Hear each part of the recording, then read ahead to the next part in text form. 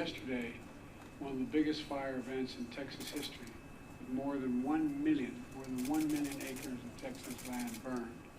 From the start, I directed my team to do everything possible to help protect the people in the communities threatened by these fires.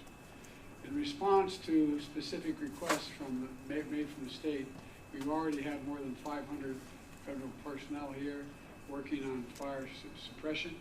That includes the deployment of 100 federal firefighters and more on the way, as well as dozens of additional fire engines, air tankers, small planes, helicopters to help fight the flames. And FEMA has already guaranteed that Texas and Oklahoma will be reimbursed for the cost of keeping folks safe. And we're grateful for the brave first responders risking their lives to save others. And we urge folks to listen to the warnings of the local officials, and listen to them. I've flown over a lot of these wildfires since I've been president. Matter of fact, I've been in a helicopter in the west and the southwest and the northwest, flown over more land burned to the ground, all the vegetation gone, than the entire state of Maryland, the square footage. The idea there's no such thing as climate change, I love that, man. I love some of my Neanderthal friends who still think there's no climate change. Well, my administration is going to keep building on the progress we've made fighting climate crisis, and we're going to keep help folks rebuild themselves in the wake of these disasters. And we rebuild to the standards that are up-to-date standards, with building codes and the rest. Because if you fly over these areas that are burned to the ground, you'll see in the midst of 20 homes that are just totally destroyed, one home sitting there because it had the right roof on it. And anyway, since I took office, FEMA's provided Texas alone over $13 billion. $13 billion in 3 years of disaster relief after fires and winter storms across the state. When disasters strike, there's no red state or blue state where I come from. They're just communities and families looking for help. So we're standing with everyone affected by these wildfires. And we're going to continue to help you respond and recover. Now, turning to the purpose of my visit. I want to thank Congressman Gonzalez. There you are, pal.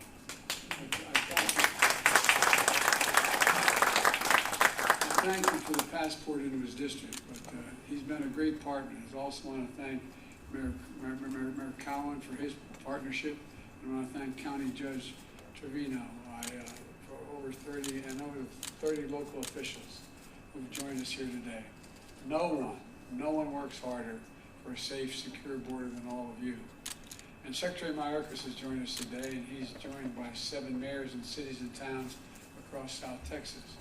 4 county judges here from across the state. I told the county judge that I used to be a county official.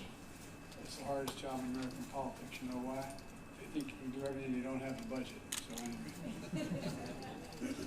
And the 2 leaders in the Texas legislature, State House Leader Trey is here, Trey Martinez Fisher, and the State Senate Leader Carol Alvadero.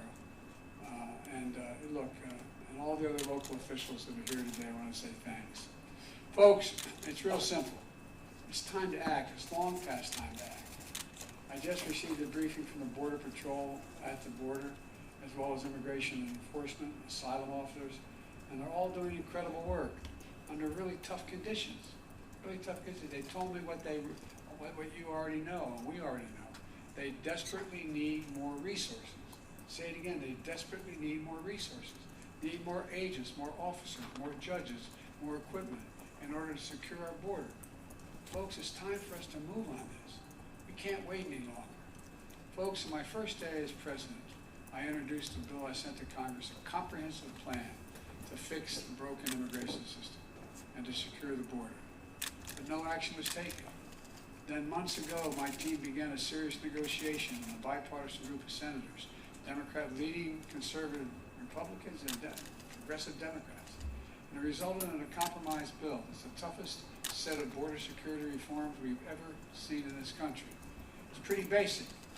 With this deal, we could hire 1,500 additional border security agents, 1,500 additional officers, and between ports of entry. For the last 4 years, staffing has been roughly that, just flat. Agents working overtime, spending long hours patrolling the border, making major sacrifices. And I know it takes a big toll on them and their families. That's why in December I signed a bill finally getting Border Patrol agents what I've been pushed by and reminded by the Congressman, overtime pay they deserve. Finally getting overtime pay. I mean, it's ridiculous it took this long. It was long past time, and I was proud to do it, but we need to do more. It's time to step up. It's time to step up. Provide them with significantly more personnel and capability. We also need more immigration judges to help handle the backlog. There are 2 million cases. Backlog of 2 million cases. This bipartisan deal would provide funding for 100 more immigration judges immediately. It would also establish new, efficient, and fair process for the government to consider asylum claims for those arriving on our border. Today, the process to get a decision on an asylum claim takes 5 to 7 years. Now, you all know it down here, but the people around the country don't understand it. It's far too long. You come in, you say I have a credible fear, and we've changed that standard to make it hard. We want to make it harder. And what happens? You say, well, okay, you can go in the country, but come back in 5 to 7 years, maybe as many as 8 years, and you'll get a hearing from before a judge to determine whether you can stay. This will encourage more people. This encourages more people to come to the country.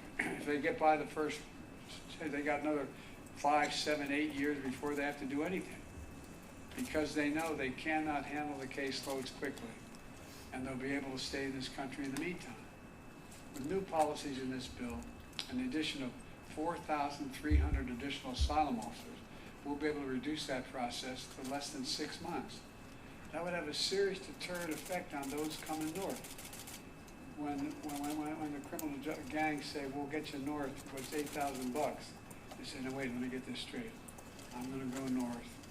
It's going to cost me probably closer to $8,000, I guess, equivalent.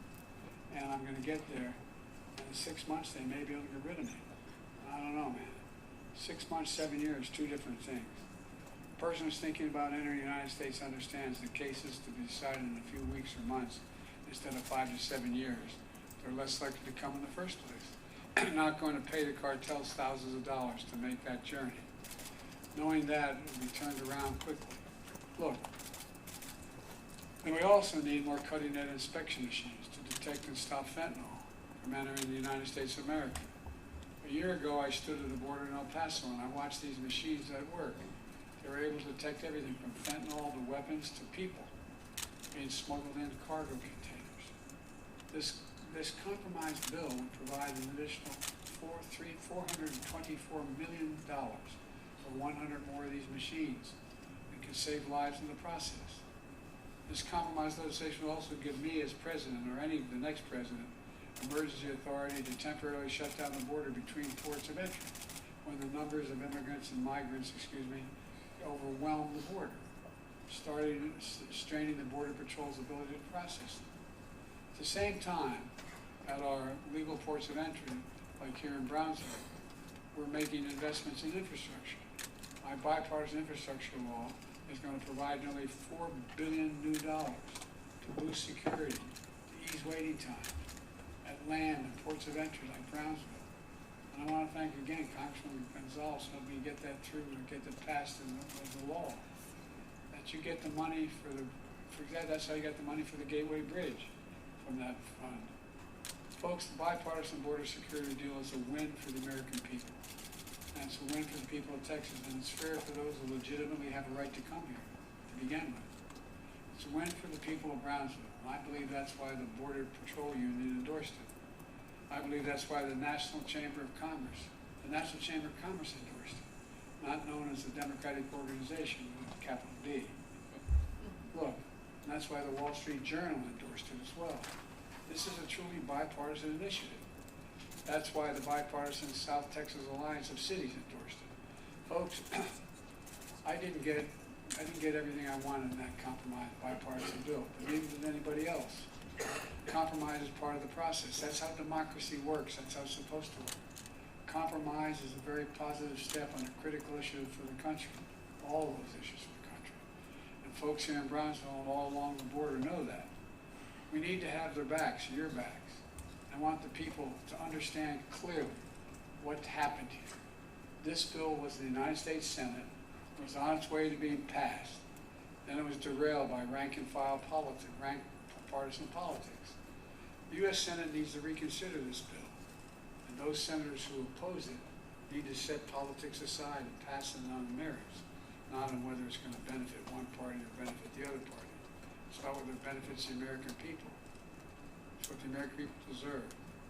The Speaker of the House needs to put this bill on the floor, because if you put it on the floor unrestricted, it would pass. The majority of Democrats and Republicans in both houses support this legislation, until someone came along and said, don't do that, it'll benefit the incumbent. That's a hell of a way to do business in America for such a serious problem. We need to act.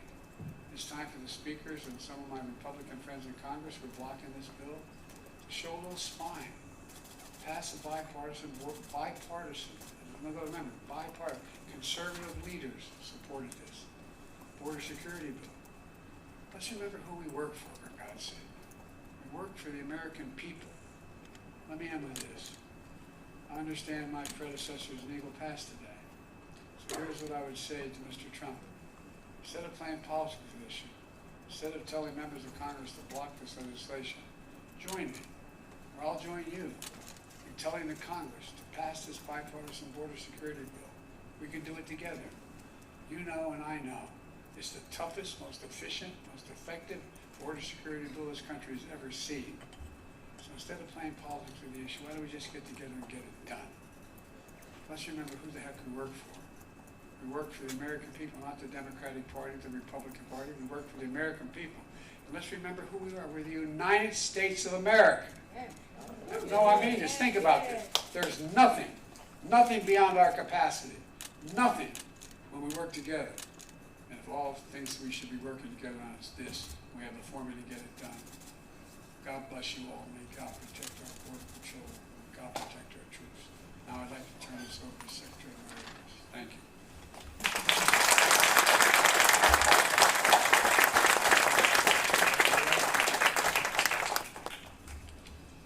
Good afternoon. At the outset, I want to echo the President's words about the tragic fires in Texas and Oklahoma. We in the Department of Homeland Security, especially our agency FEMA, are intensely focused on providing the support, resources, and assistance the impacted residents and communities need. We are grateful to the brave firefighters and other frontline emergency personnel as they combat the flames that continue to burn. Mr. President, thank you for visiting the men and women here at the border in Brownsville, Texas, who dedicate themselves to the safety and security of our country and the enforcement of our laws. The operational brief you received today demonstrated several crucial points.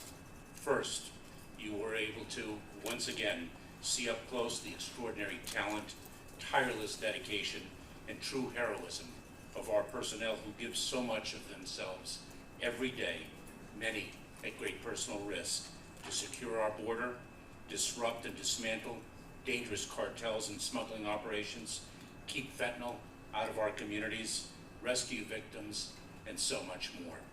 I'm incredibly proud of the men and women in and out of uniform who serve our country through their work for our United States Department of Homeland Security. Second, you heard about the dynamic and challenging phenomenon of irregular migration we face as our hemisphere and the world experience the greatest displacement of people since World War II. At times last year, 30% of the encounters across our entire southern land border occurred in this Rio Grande Valley sector. Today, we discussed the dramatic changes our partners in the South have helped bring about by increasing their enforcement before people reach the United States border. Third, you heard from DHS leadership about how resource-starved we continue to be.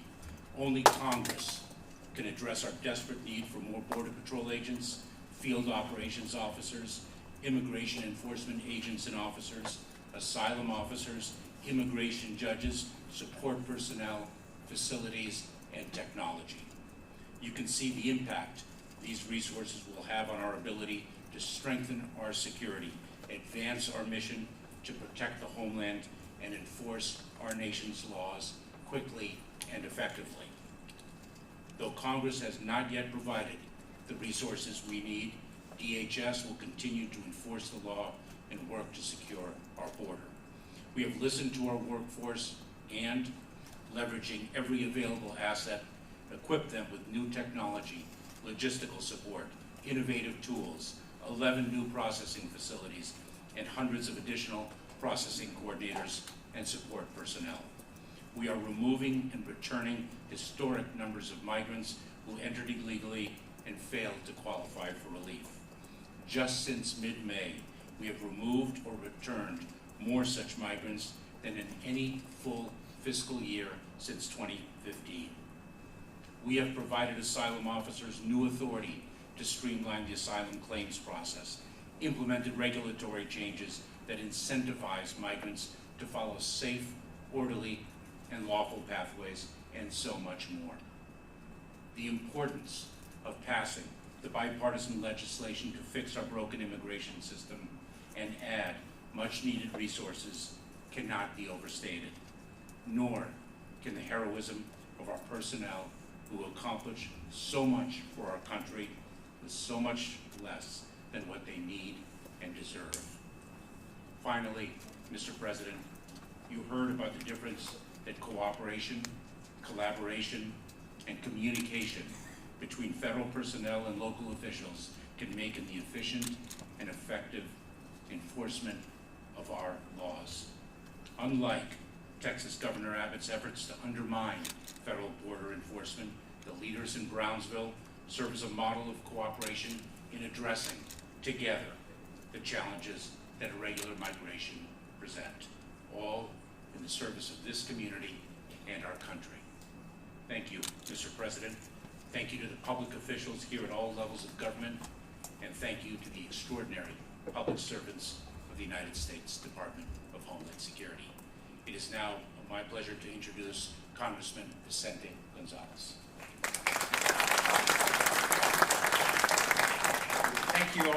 Thank you all so much for being here this afternoon. Thank you, Secretary Mayorkas. It is my honor to welcome President Joe Biden to the 34th Congressional District of Texas. Let's give him a big, warm welcome.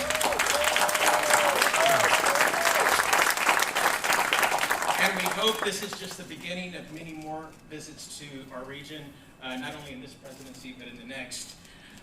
We want to thank him for such critical conversations that we've had on issues that impact us here and across the southern border.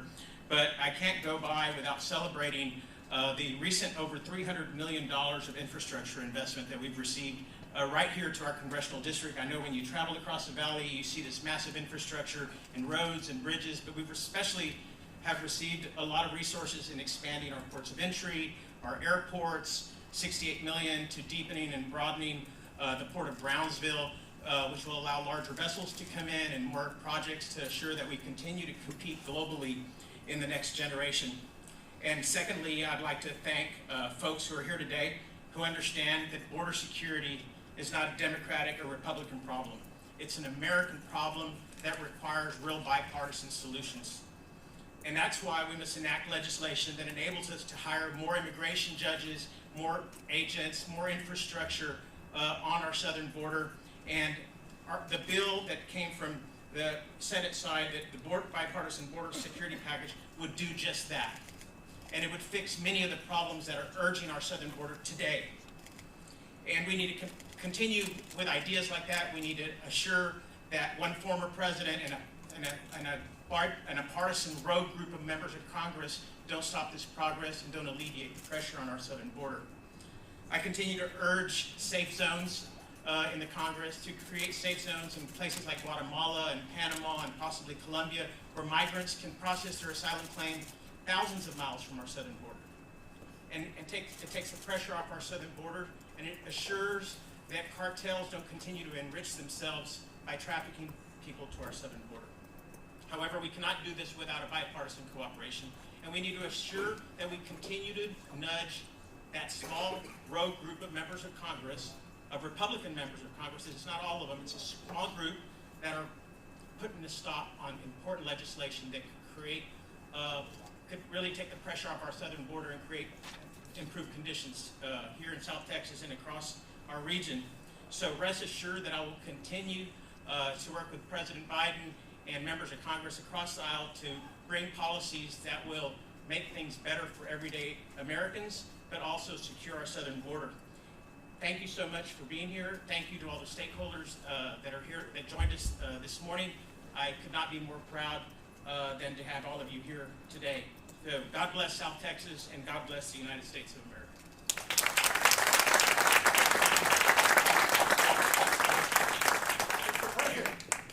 Mr. President, asylum laws.